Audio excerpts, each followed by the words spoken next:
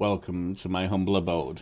I'm Yorkie the Talespinner, and this is Tales Over Coffee, a morning show where we start the day with a cup of coffee together and a narrative game, in the hope of welcoming a blessed day. And this is Suzerain, the continuing tale of Anton Rain's failed presidency of Sordland. Let's go see what's happening in the chapter Revelations.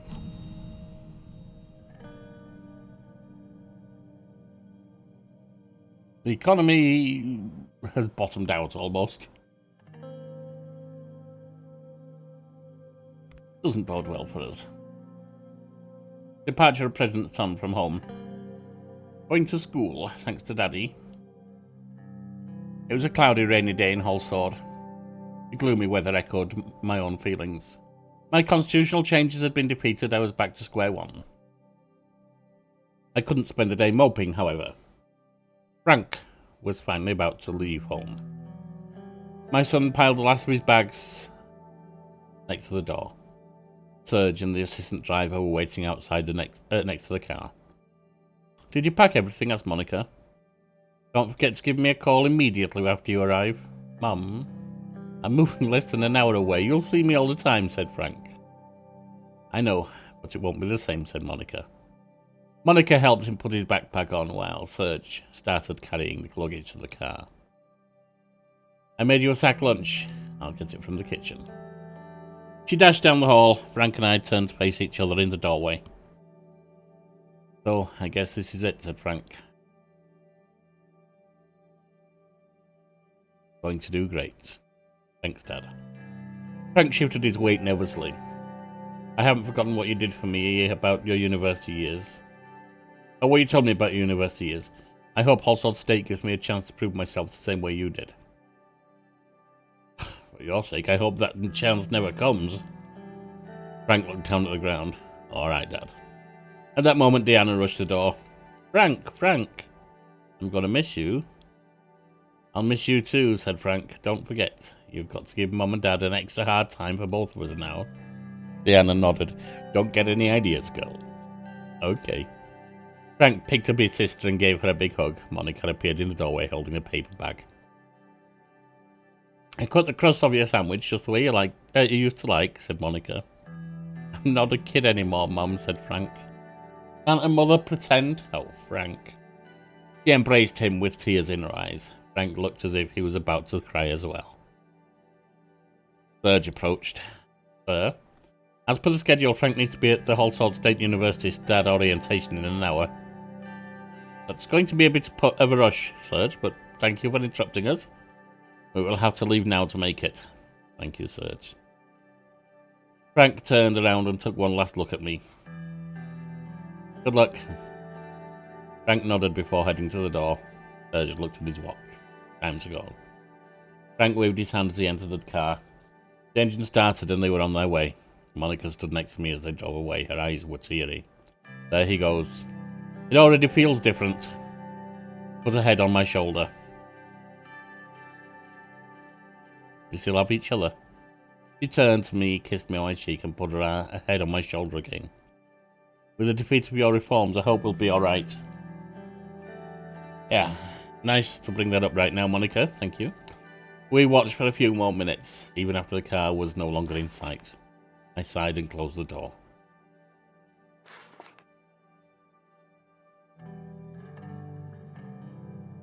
Alright, we have a report in Holsword. Violent protest in Holsword. Oh, great. A group of students at Holsword State University, calling themselves the New Youth, started protesting at the police involvement in their protests. The protest turned violent and an assailant threw a Molotov was issue, Frank. On the squad car lighting it, 14 have been arrested, as well as the ringleader. They are being questioned to find out if they have memberships in any terrorist organisation. Frank, was that you? Please tell me that wasn't you, Frank. Read the report from Conriat. Intelligence report, Sordland might be preparing for major invasion. Military intelligence has reported a massive build-up of landing vehicles and navy ships at the port of Wilburn on Sordland.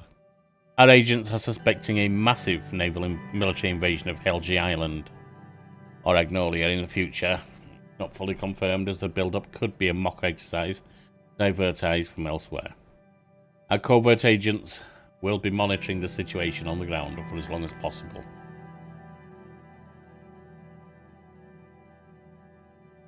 And a report from Dyer. Odd gathering at tree plantation near Dyer. A gathering of 9,000 to 10,000 individuals was spotted in the tree plantation near Dyer. The first reports indicate that they are currently peaceful. More reports indicate they are playing music until dawn and handing flowers for the police units. Security members are deployed in the area. A few of them were put under arrest for public nudity. We are unsure how to proceed and will be watching their movements. Okay, we've got the hippies out.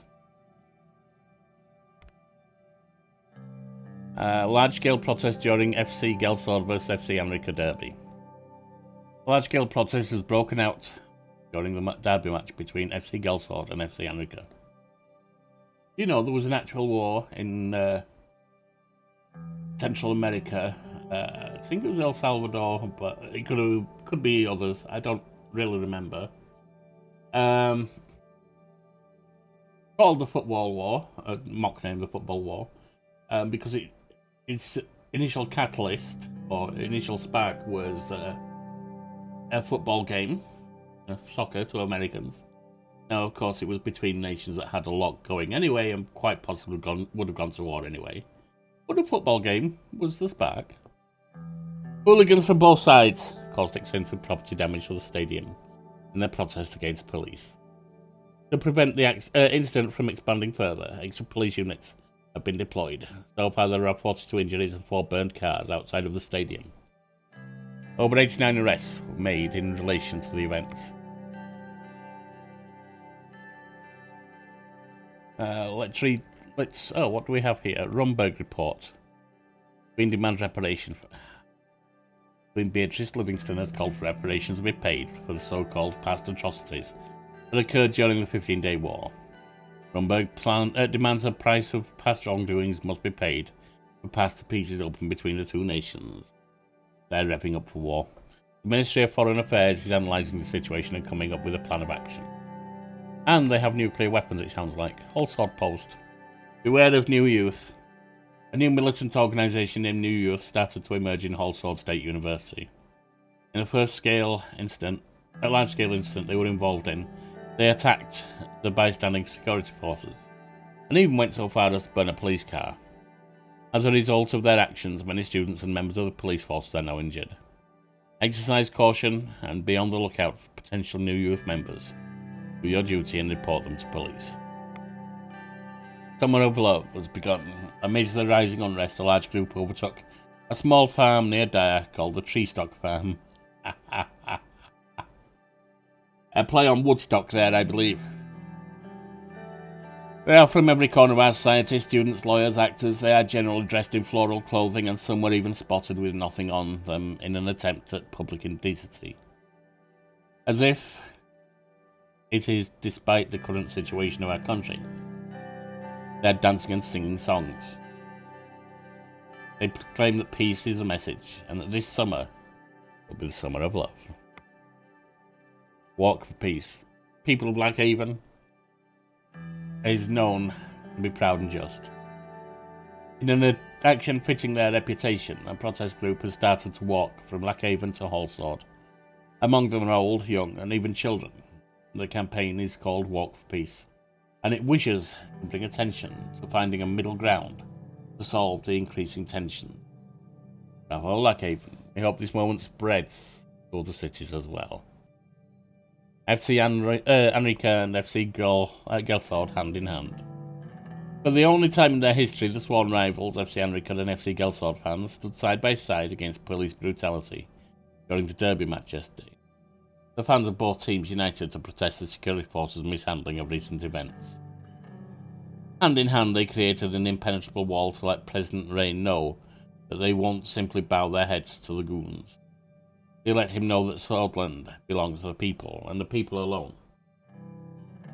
Dear Politico, Hegel condemns Helgeland governor and threatens intervention.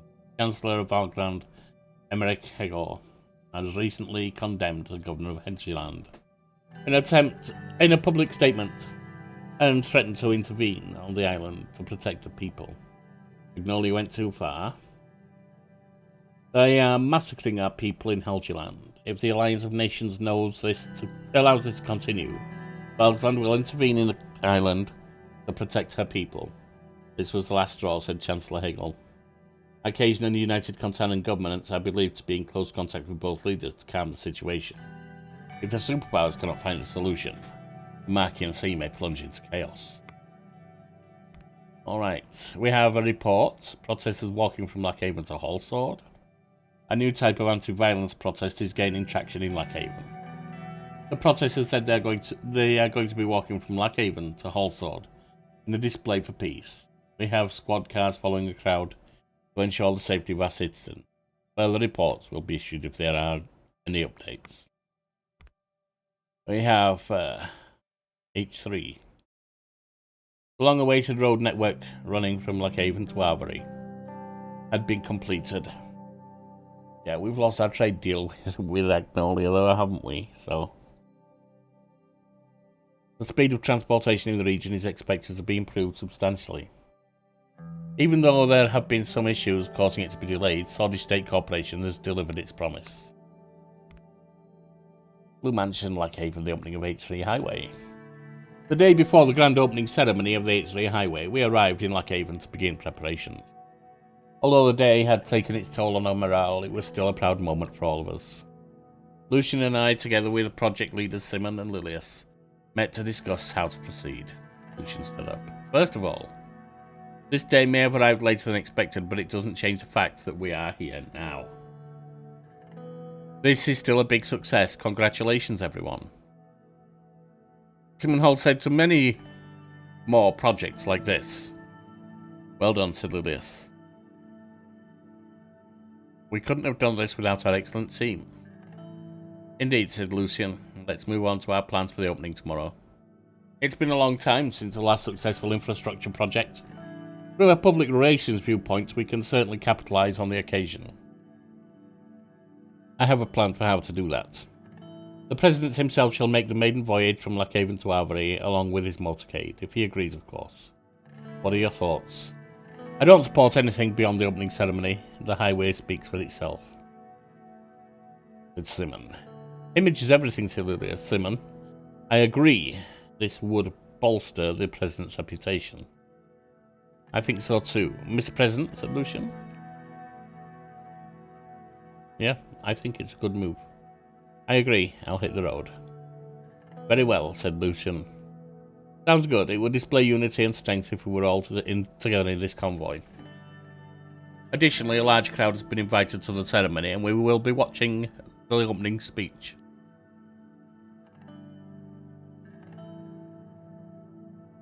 Like the good old campaign days. Things were certainly easier back then. On another note, said Simon, it goes without mentioning that this was a team effort. Beginning with the presidents who put trust in me, I want to thank everyone involved in the H3. Thank you for your kind words. It truly means a good deal. The people have been waiting for a long time for this, said Lilius.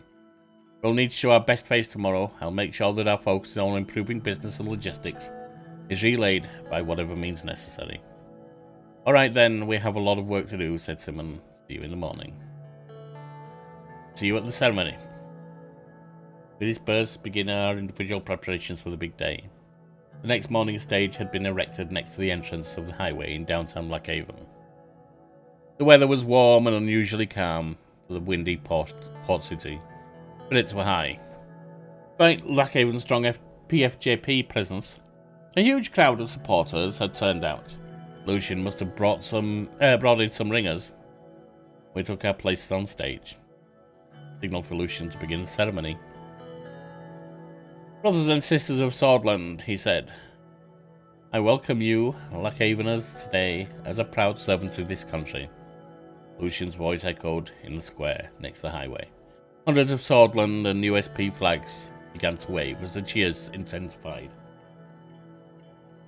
Without further ado, I invite the President of Sordland to the stage. walk up to the platform. I walked up to the platform and addressed the crowd. Cameras flashed around me.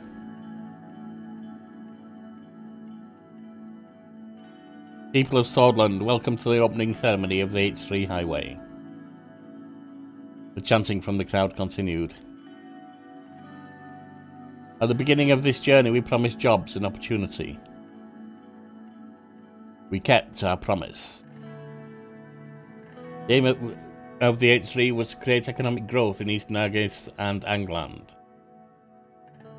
Thanks to this highway, travel between Lockhaven and Arbury is twice as fast and infinitely more comfortable. The highway has brought and will continue to bring thousands of new jobs.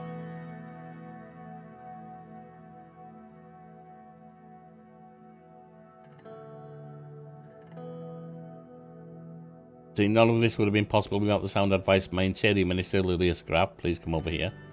Ensuring success of the project was just one of my presidential goals. I made it my personal priority. I don't want to say that because it's been delayed. I must thank the brilliant mind behind the highway project. The esteemed Minister of Economy and Tax, Simon Hall. Please come over here. Simon walked up to me. Thanks, Mr. President. Our aim with this project was obvious: to improve the speed and efficiency of transport. After we cut that ribbon and you drive on the highway, you can judge our success for yourself. Simon continued to speak about how this project was a stepping stone towards a Swordish economic recovery. After he was done with his speech, Lucian took Simon's place on the stage to close the ceremony. Citizens of Lockhaven, there you have it. As promised, Anton Rain, the fourth president of Sordland, has delivered. We walked toward the entrance to the highway next to the stage. I wouldn't be surprised if there were protests. Affording me a long red ribbon stretched across it. Simon handed me a pair of oversized scissors. I cut the ribbon, triggering a huge wave of cheers from the crowd. The cameras flashed again. Congratulations to all, said Simon. Hopefully this is one of many successes to come. It's a good moment indeed. It gives us pride as a nation, one big step forward. Your car is ready, said Lucian. The drive to Arbury should take about 4 hours. We'll be right behind you in the motorcade. Enter the car. I entered the car and sat in the driver's seat. The crowd was trying to catch a glimpse of me through the window. I hope nobody's put a bomb under this thing. Who do you want to travel with, Mr. President?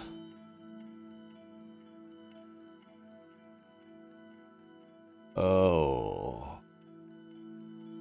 I don't want to do Simon because I've already given him speaking time. Lucian would be good, but I think I'm going to go Lilius. Lucian's had speaking time as well. I think I'm going to go Lilius. Your support for women. I'm still looking for gender equality as one of my things. I'm honoured. It will be lovely to arrive in Arbury with the presence of Sordland. I revved the engine. Lilius waved the press photographers as I drove us onto the new highway. The new highway was in pristine condition. The ride to Arbury was the smoothest I'd ever had.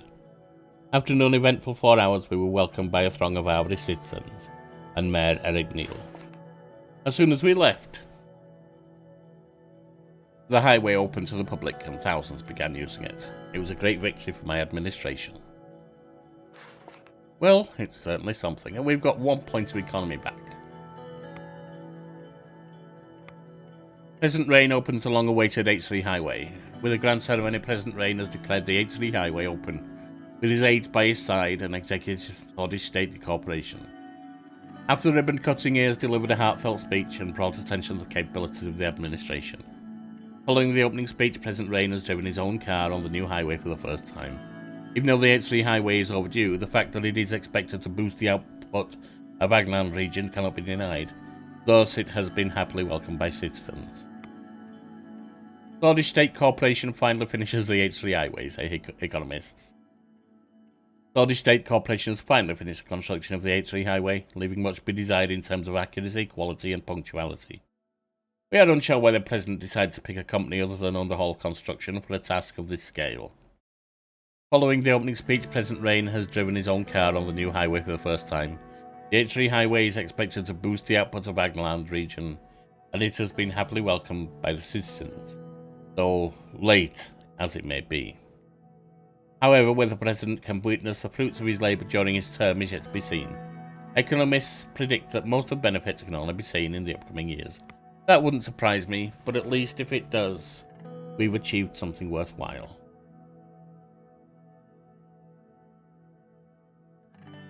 Anything else? Right, we're back to Hall Sword. Office of the President of Sordland, Maroon Palace. Discussion of changes to the law. Lucian and I sat in my office waiting for Petter. I was at my desk, and he was on the sofa, legs crossed. Sir, I have some news for you. Mr. Hall and I have been working on several possible plans to boost the economy, as is our focus. He is currently compiling a very detailed report with suggested projects. I'll make sure you have a chance to see it soon. He looked at his watch again. Looks like Mr. Vice President is late yet another time. He lowered his voice. Slightly concerned about Petter. I'm more than slightly concerned. He seems to have his mind occupied. He's been late to almost every meeting we've had recently.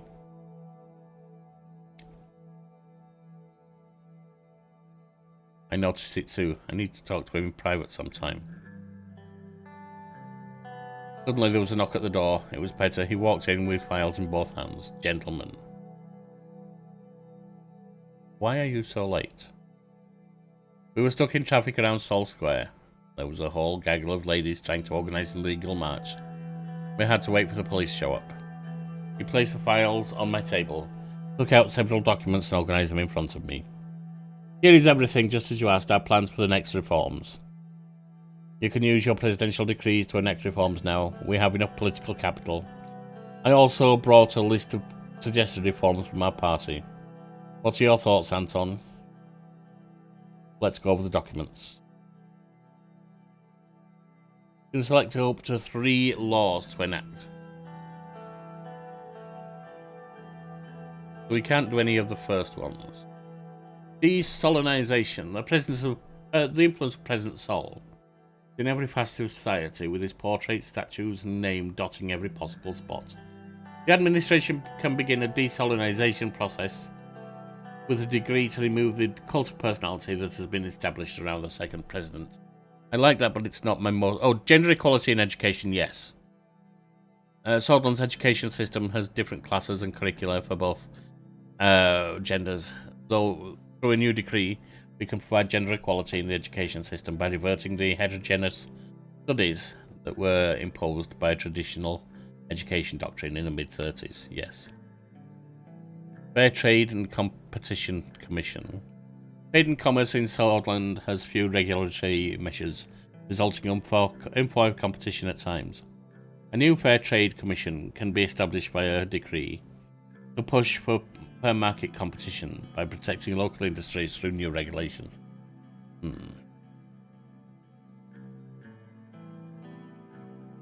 Amnesty for all Salt-era political prisoners.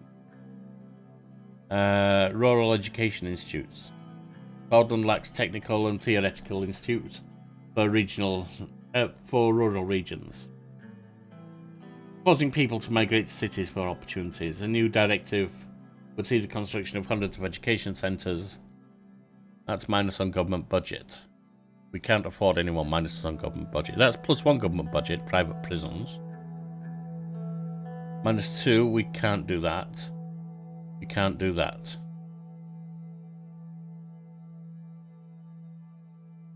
Scottish Radio and Television Supreme Council. Freedom of speech is protected in Sordland, but with the rise of new media, private organisations gained a massive influence on society. With a new decree, we could create a government agency, the SC, that would protect the independence of the media or control it. Not sure about that one, really. All prisons in Sordland are run and funded by the Ministry of Interior. A decree could be passed to allow private companies to construct and operate prisons for profit, while still adhering to the rules and guidelines of the Interior. Yeah, the prison industrial complex is a big problem, actually, in the US, I believe. Purge general staff. Relocation of teaching doctors to rural area. Bergier special zone. Gun ownership rights. Remove public religious symbols. Capital punishment. Remove independence of central bank. Free prescription medicine. Oh, we can do 3 laws.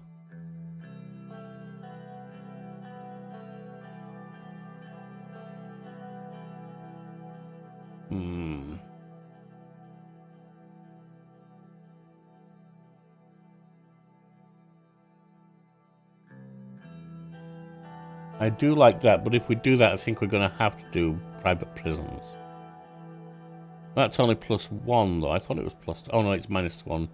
Lower retirement age. I think we have to do private prisons. I don't like it, but I think we have to.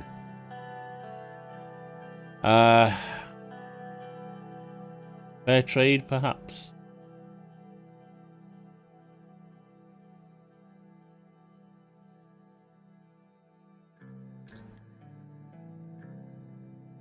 Political persecutions of the post-Civil War era had thousands of prisoners waiting for their life sentences in prisons like Antel Rock. A presidential pardon decree for all political prisoners would see arbitrarily persecuted activists and thought leaders regain their freedom. That's actually not bad.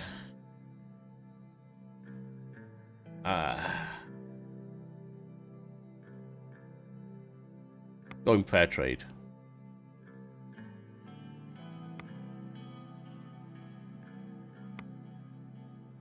Following a brief discussion, I took notes about my decisions.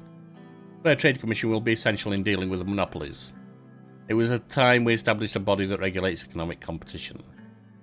And there is a privatization of prison system. Now that's going to be controversial. At least it will lift a burden from the government. He stopped for a moment to look up as if he was trying to figure out which words to use. Looks like either Ms. Welder or the First Lady has a huge influence on your decision. About time we went after equal rights for ladies, if only because all those women's marches are starting to get annoying. Petter. Well, this will, however, anger a lot of Conservatives. Let us not forget the fact that the biggest bulk of our voters aren't socially liberal. It's a risky move before the elections. Yes, we're not going to get re-elected, we know this. Half of the country is women, Lucian. Yes, but how many of them are actively involved with these demands for change? It's a mistake to make generalizations because of a vocal minority, but let's move on. We're not going to get re-elected. I am absolutely 100% sure of that. So I'm not worried about it. It's the 20th century and we still don't guarantee some basic rights for our women. That is unacceptable. I understand, sir, said Lucian. Well, we both respect your decisions, Anton, said Petter. But now that everything's settled, I should get to work. We'll catch up soon. Lucian looked at his watch. We actually have 6 more minutes. But very well, let's call it here. Thank you both. Alright. Lots of news from that one. New from the Whole Sword Post. Commission to ensure competition and fair trade. The Reign administration has formed a fair trade commission to ensure unchecked Arcasian capitalism does not take away from our citizens' quality of product and profits, benefits from the local citizens serving the country. The new commission, overseen by experts from the state and private sectors, will create regulations to allow fair competition and trade.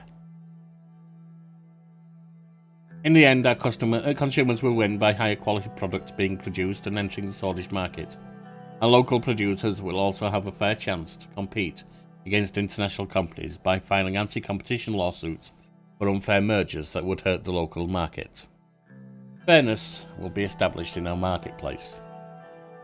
Reign shatters Swordish school tradition. Taking advantage of the full scope of his new presidential powers, Anton Reign single-handedly sounded the death knell for Sordland's traditional public school system by mandating equality among male and female students. We believe this will result in generations of Swordish women who have no clue how to darn socks or pick. You need a slap. You need a slap. Radical. Private prisons, the beginning of the end. What kind of dystopia is present Reign setting for Sordland? With his new prison system. Against the wishes of the Assembly, the Court, and, well, pretty much everyone, Reign decreed that private prisons would now be allowed, leaving the door open for corporations to mistreat and exploit incarcerated swords. Yes, I don't like it, but we need the money. Economist, Reign opens lucrative possibilities with private prisons. By allowing private prisons in Sordland, President Reign opened up vast potential for entrepreneurs to both boost the Swordish economy and reform the criminal justice system. The government has long sunk too much of our tax money into public prisons, while failing to take full advantage of our country's incarcerated population. Reign's decree will be a boon to Swordish corporations looking for profitable investments and a steady supply of low-cost labour. Circling over Stalport, Patricio Alvarez, Prime Minister of Lesbia, On his scheduled visit to the Republic of Agnolia to meet Prime Minister Van Horden. Had failed to get off the plane when it landed on the Stalport International Airport. It is believed he has been too drunk to get off the plane. Oh, wonderful. This is who we want to make a deal with. The assembled dignitaries waited at the airplane at the scheduled hour, but Alvarez's plane did not land. Airport officials reported that it was circling over Stalport. After circling for 2 hours, the plane landed, but Alvarez did not come out. Lesbian officials have informed Van Houten that Alvarez was unwell and that the foreign minister would join the meeting instead. That's not a good look now, is it? Lenkerg. Lenkerg commerce at all-time high. We've got another economy point back. Commercial activity reports coming from the Ministry of Economics display that the small business activity in Lenkerg has increased with new goods entering and exiting the port, with trucks travelling at the same distance as before, with fast speeds thanks to the new highway. Lenkerg also reported an increase in visitors and new business openings ever since the opening of H3. The influx of people is primarily coming from Agnolia and the Nagris region of Sordland, who are buying properties and enjoying a cheaper seaside alternative to Lackhaven. What else do we have? The airport's underway still. We'll pick up next time with trade talks with President of Lesbia, Maroon Train, or Sword Central Station. So I've been Yorkie the Talespinner. This has been Suzerain, the continued tale of the failure of Anton Rain's presidency. And you've been a fine audience. I shall see you anon. Very well.